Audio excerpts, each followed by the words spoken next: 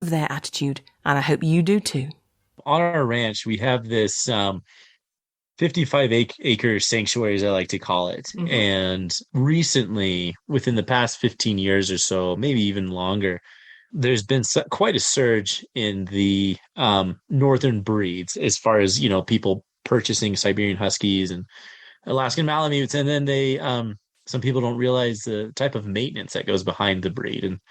And so more often than not, unfortunately, you find them in shelters and or surrendered over. And so that's kind of where we come in. We sort of pluck them out of the shelters, or we accept dogs that are surrendered by their owners onto our site. And what we do here is we try to figure out what the dog is telling us. So we don't consider ourselves like quote dog whisperers. We call ourselves dog listeners.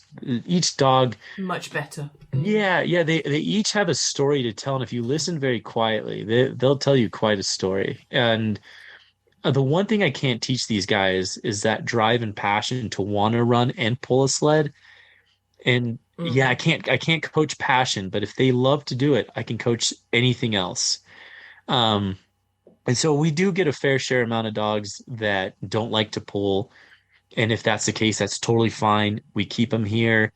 We train them so they can succeed in a family setting. So when we find them the right home, whether it's in the next 2 weeks, I've held on to dogs for 2, 3, 4 years until they find the right home, and we help them strive toward that better future. And that's lovely. That's wonderful. And that's such a good message to put out, because I think a lot of the time we think, I want a dog that I can do agility with, or I want a dog that will just sit on the sofa with me, or I want a dog, whatever it is. Sometimes I want a dog that will swim like my last dog swam, or I throw a ball for them and they'll swim. Lots of different expectations when we get a dog. And that it's much better to get the dog and then go on the adventure that dog wants to take you on, because then you won't be disappointed, and also you'll both be happy. And I think that's beautiful, to let the dog find their own way. It is. And Dean and I, we set goals and personal goals for every single one of our dogs. So we care for about just under 80 dogs. And so every single dog has a name, has a purpose, and they have a voice here. And we're always trying to figure out where they want to be, like you mentioned, do they want to be on a couch with a family, or do they want to be in the mountains running, playing in the snow, part of the team? Yeah. And I guess sometimes the dogs that will make a good sledding dog won't make perhaps such an easy pet dog. And the other way around, the pet dogs that are easygoing and like lots of quality couch time won't necessarily make you the best sled dog, will they? Right, exactly. It's kind of a hit or miss with these dogs. And it's funny. Here's a funny little piece of trivia. More often than not, it's the purebred Siberian Huskies and Alaskan Malamutes that we see on TV in those beautiful movies, sled dog movies. Those are the type of dogs that typically don't like to run and pull sleds, which is funny. Wow. Yeah. Yeah, isn't it? Yeah. Yeah. You wouldn't think that, because you think they've been bred to do it. Exactly. Yeah, because they look the part, right? Hollywood says like, oh no, these are the dogs, right? But which in fact is actually the Siberian Husky mixes. So we call them Alaskan Huskies, where they're Siberian Huskies or maybe an Alaskan Malamute, but they're mixed with some other type of working dog. And so those dogs tend to be more of your high drive, crazy running sled dogs. Yeah. And because I know they sometimes cross them with a pointer, don't they? Because the pointer is obviously like, the English pointer that likes running and running and running. It is 100% true. In fact, if you go to a dog sled race nowadays, I think a lot of people go in with the preconceived notion that they are going to see some Alaskan Huskies some Alaskan Malamutes and Siberian Huskies. But in fact, they look like they're a bunch of hunting dogs, bird dogs that are out there running. Yeah. But yeah, and a common mix is the German Shorthair Pointer Husky mix. And something that we've seen more commonly as well is Greyhound Husky mixes. Wow. Yeah, and arguably, Greyhounds have a higher red blood cell count than most other dogs. So they're able to actually process the oxygen more efficiently, and they can hold a high RPM for quite a bit longer. So when you mix that with a Nordic breed, you have this super athlete racing dog, so to speak. Yeah. Well, that's really interesting, because I know greyhounds are often kept in kennels as or have been often kept in kennels as a donation, a donor dog, blood donation dog. And I thought it was because of their placid nature, but if they've got lots of red blood cells, I guess they would be good donors, wouldn't they?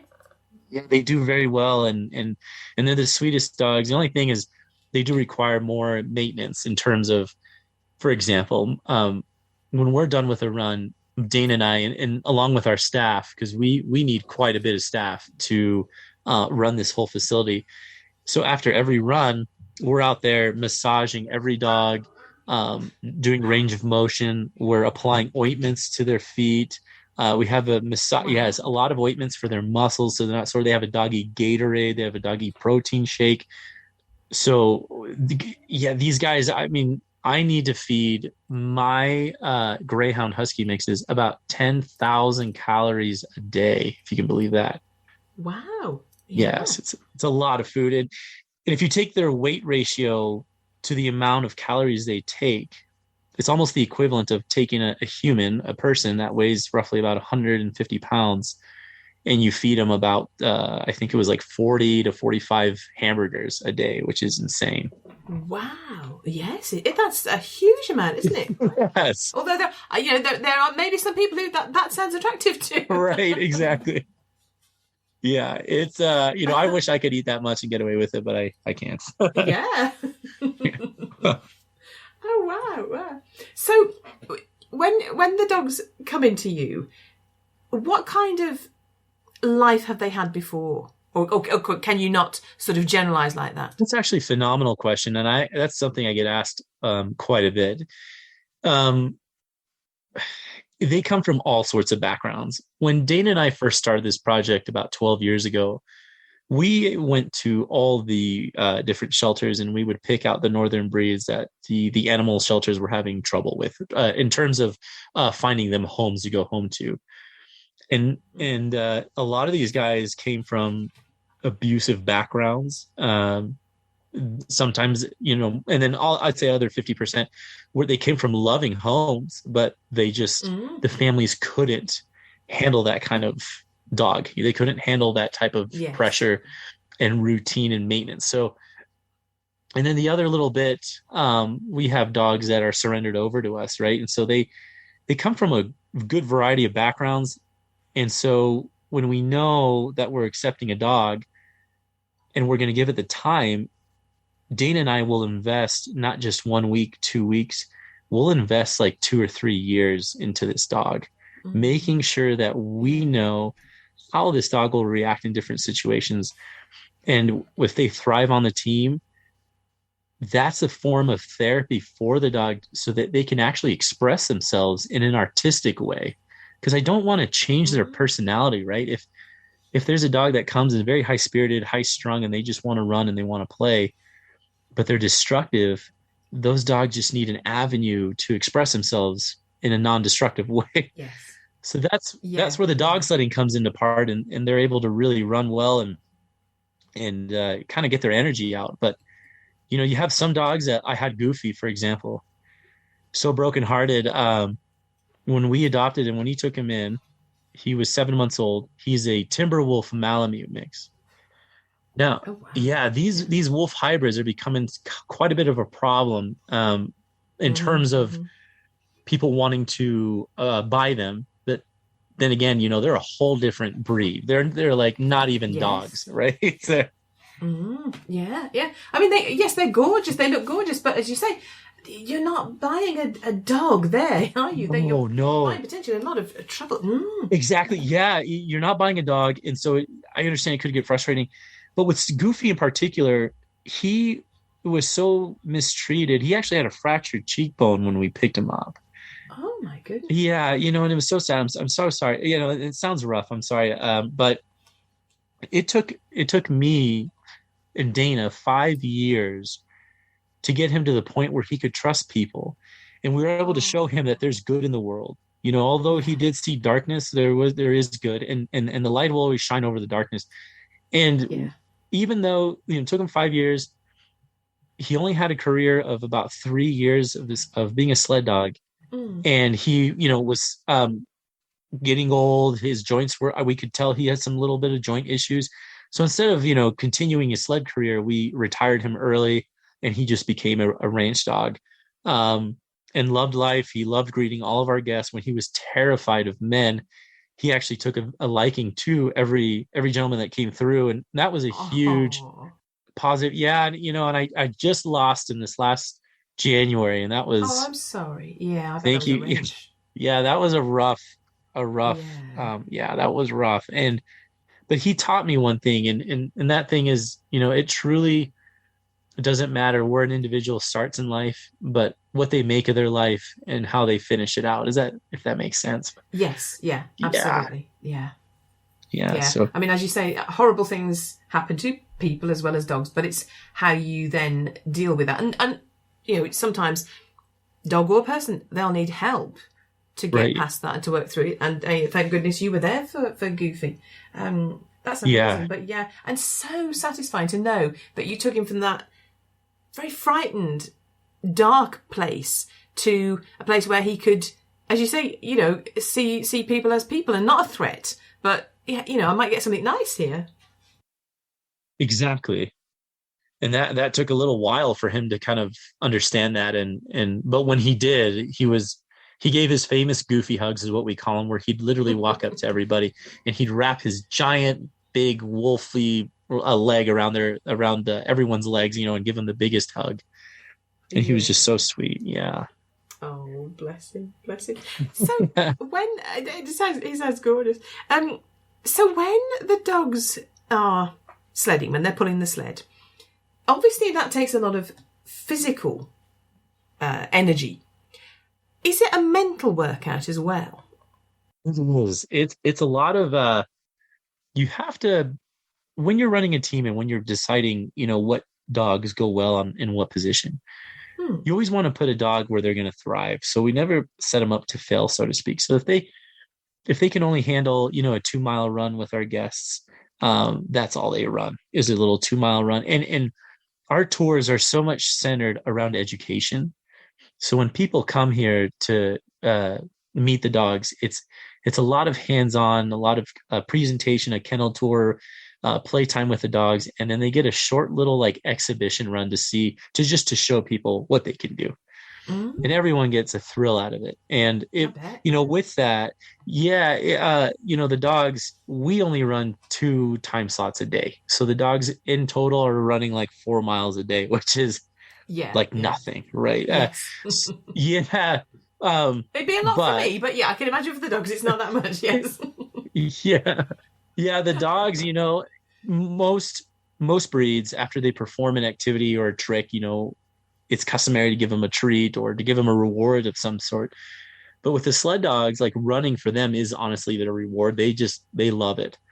And they love it so much. Even when I'm with my race team, and if we're going through a tricky course and we get back to the truck, after that crazy run, all of them will look back at me and oh yeah, hey Dad, you're still on there. Yeah. My gosh, yeah, you guys took me for a ride of my life.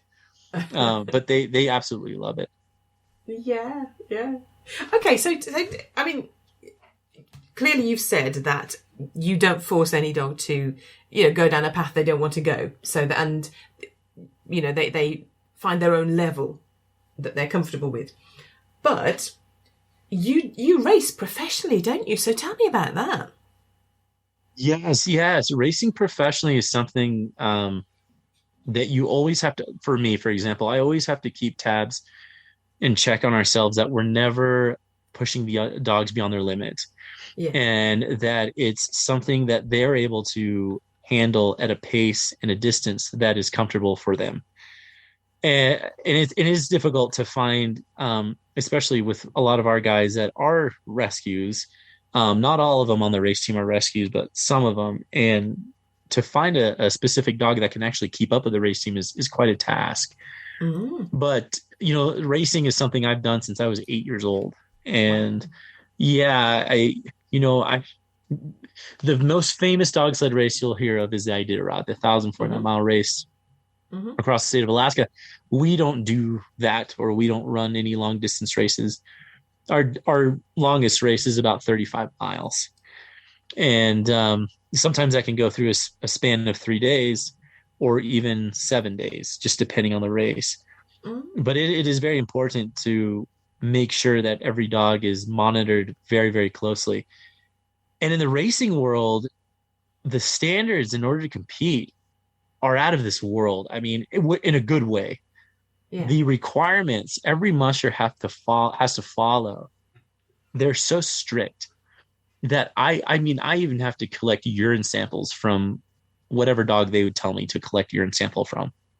And they'll test that. Yeah, they'll test for not only sport enhancing drugs, but anti-inflammatories, different things like that, supplements that aren't really appropriate for the sport. And if you're caught, I mean, you can be banned for I think a number of years or for life. They'll kick you out for, it's very strict. Now, taking it on the other flip side of it, in the touring industry, there isn't very many regulations that help with certain standards with the touring industry. Aside from local county animal agencies, where the animal control will come by and inspect, make sure every team is up to code, up to standard. And that's where they're able to get signed off on their commercial license or their rescue or whatever it is that they're doing. And aside from that, though, there isn't very much help. Now, granted, there are a lot of mushers that are very knowledgeable, and they're professionals. They know what they're doing. Unfortunately, there are a few bad apples out there that maybe don't look, to the well-being of the dog as they should. I mean, their intent and their intentions are really good, but maybe they're having a hard time financially where they can't support the dogs, or whatever it is. That's when things start to kind of go south a little bit. Yeah. So here in Utah, there's three other touring companies here in the state of Utah, primarily in the Park City region.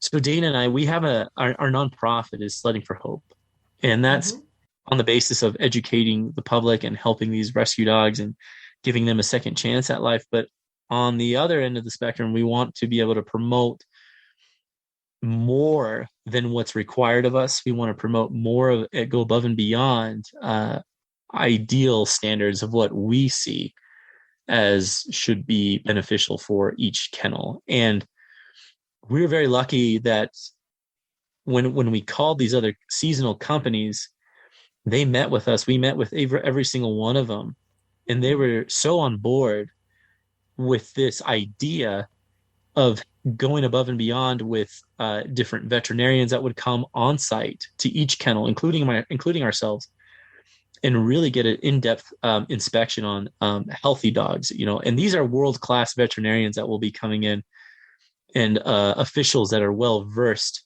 in the dog sled world. They'll be coming in and inspecting each one of the kennels and helping to promote and help these other mushers, including myself, on what a better world or a better touring industry could be, if that makes sense. Yes, yeah. That's fantastic. That's so good, because I think whatever sport, activity, business you're in with your dogs, when the dream, the ambition outweighs the love of the dog, that's when you get the problem. So, I mean, to put the dogs first that's, you can't ask more than that, can you? That's brilliant. And that's what we want to promote, because, dog sledding isn't a gray light.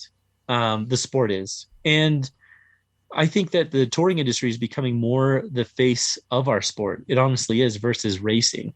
I think more people are able to go on vacation and, somewhere in a ski resort and take a dog sled adventure, and whatever they see there, that's going to leave that everlasting impression. So if they go there and they see like, wow, these guys really went above and beyond. These dogs are so happy. They're so excited, and showcasing what dog sledding really is. Yeah. That's just going to leave a longer impression, more positive impression than what they maybe a lot of people come to us, for example, and they say, you know what, I came here with really low expectations, to be honest, because I didn't know what to expect. And we hear this every single tour throughout the year. And they said, you've completely changed our mind and we love what you guys are doing. And this is amazing. And I think other, companies that are trying to do this as well, in some sort, they tell us like, you guys should work together and kind of collaborate a little bit with ideas and make this the positive light and outshine that gray light for the sport. Yeah, absolutely.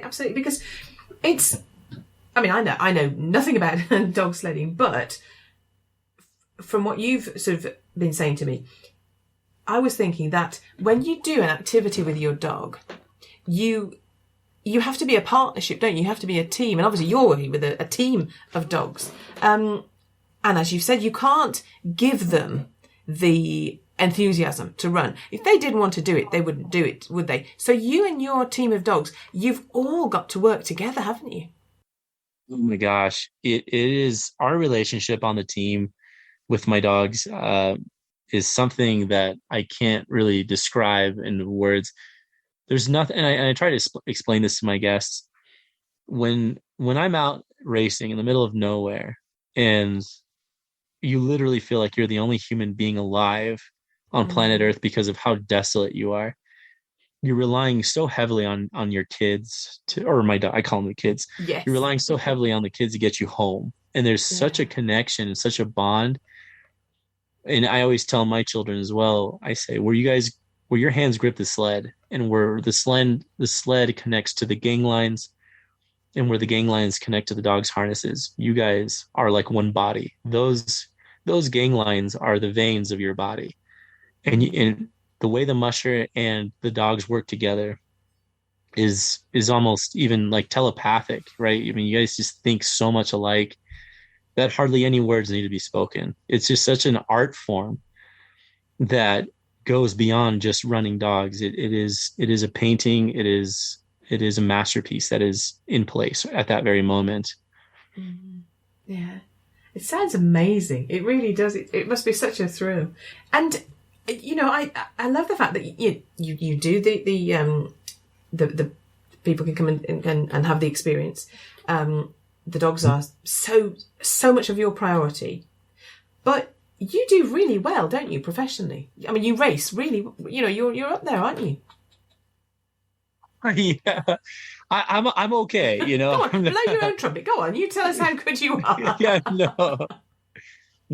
All the credit is to the dogs. I tell Dana, I just feel like I myself, I run up the hills as much as I can, and when we're done, I think I'm more winded than my dogs are. Yes, yeah.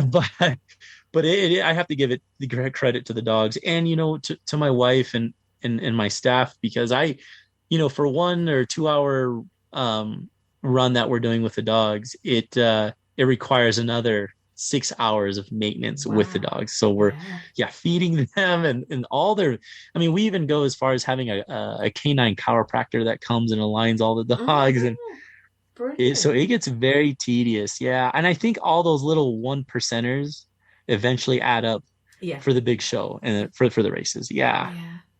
But next year you're going with the American team, aren't you? And you're going to represent America in Sweden in March, is that right? Yes, ma'am. So we actually were supposed to run for Team USA for the dryland version up in Bristol, Canada. But with the pandemic and everything going on, we were unable to go. So I was talking to our one of the main officials for Team USA, and she was telling me, if you're interested in going to Sweden to represent Team USA, you're welcome to. But that is something that I'm still contemplating. Although it'd be a phenomenal experience, I'm a little hesitant with the flight over there. I don't know what kind of stress that's going to put my dogs in. So I'm it's a back and forth, and it's one of those questions I have to ask myself: is it something I'm doing because I want to, or something? You know what I mean? Like, do I want it more than the dogs? Yeah. No, I know. That's such a lovely attitude as well. That it's, you know, and I think that's when you do an activity. Anybody that starts to do an activity more and more, and you get into the training, there comes that point where you have to stop and think, hang on, am I doing this for me? Or am I doing it for the dog or for us? And if it's just you, you've got to ask those questions. That's such a lovely attitude. Dog sledding used to be in the Olympics, is that right? You know, they did it for one Olympic year. I think it was in 1932. Yes, 1932. Yeah. And it was more of an exhibition run. Oh, right. Okay. And yeah, it was phenomenal. I mean, they had some a very stacked field with very well-known mushers. And after that, after the 1932 Olympic Games, I think they were leaning toward, you know, hey, let's put this in the Winter Olympics. I think this will be great. But from what I understand and what I've read, and also had the opportunity to talk to some people that know that at a point in time with the sport, they were telling me that they couldn't really justify feeding so many dogs from different countries when, you know, World War II was going on, and they had trouble feeding. Yes, you know, and so that's kind of what sort of set the idea on the back burner, and it was never really brought back since. But I know they're trying. I know they're trying to see if it will go to the Olympics, but I don't know what'll happen. You know, who knows? Oh, that would be good though. And again, as long as everyone does it well, like you do, that would be so exciting, wouldn't it? Yeah. So. Oh my gosh. Wouldn't it? Yeah. Yeah. So when people come to the ranch, what can they experience there? What can they do? The ranch, you know, Dana and I have this philosophy that when they come, as soon as you pass by the gates and our driveway, all the negative energy, all that negative baggage that you feel like you're carrying just gets dropped at the gate. When you come here, it's a reset. And you live in such a way while they're here as the dogs do. You know, you're welcomed with open arms. You are listened to, and you will always have someone to work with you. And so that plays a lot with even our summer campers. We get a lot of kids from all sorts of different backgrounds that come up, and we want to basically teach them that it's okay to be yourself here because it's very welcomed. And we want to have you excel in that. Whatever it is you want to be, whatever it is you want to do, we want you to excel. And that's the same idea we have with our tours as well. We want our guests to leave here not just saying, you know, hey, that was a fun ride. We want our guests to leave here saying, hey, you know what? Like, I am so inspired right now. Like, I need to chase my dreams. I really do. Because you know, after listening to, we have a blind dog. His name is Umberto. And he's gone through so many obstacles and so many struggles.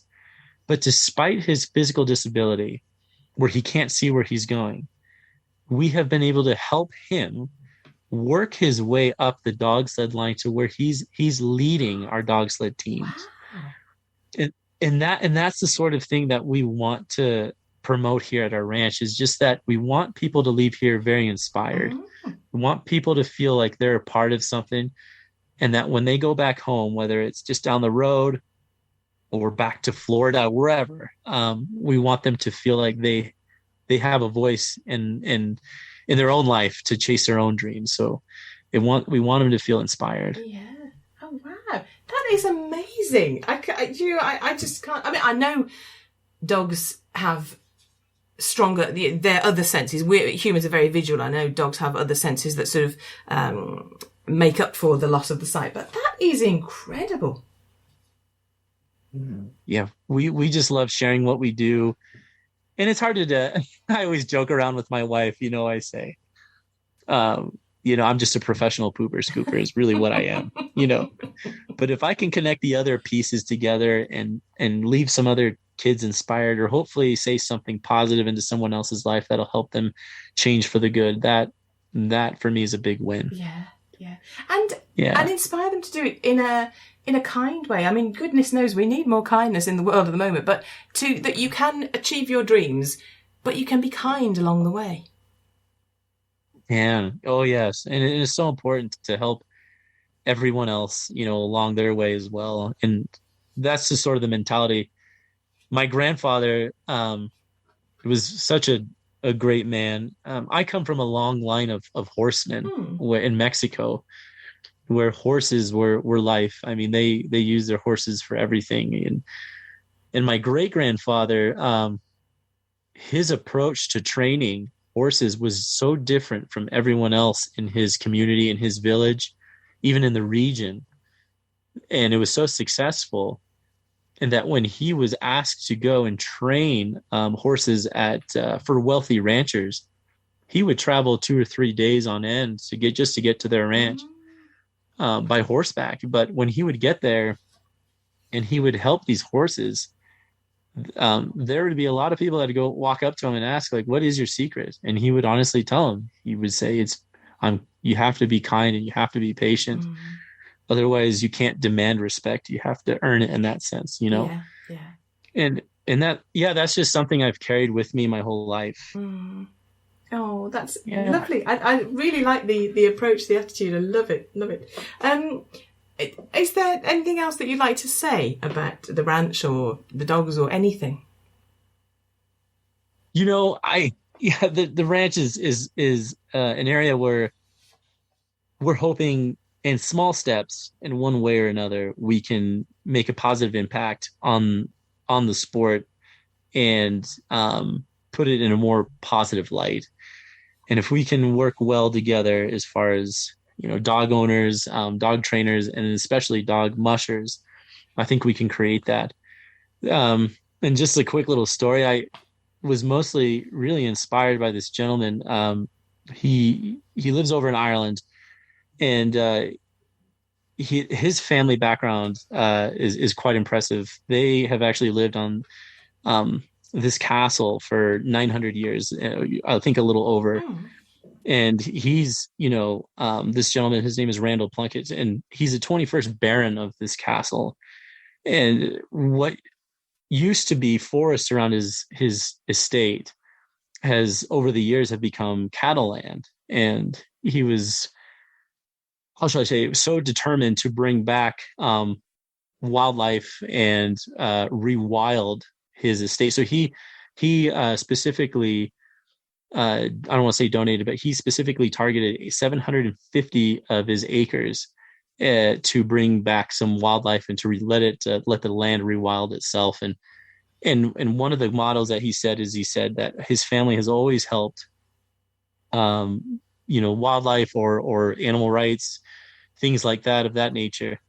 But their main motto is make haste slowly. Right. And I always thought that was such a great little metaphor, because, with what I do, with what Dana does in our industry, this is something that, we have to make haste slowly, right? We slowly build up for a stronger industry, if that makes sense. Yes. Yeah, absolutely.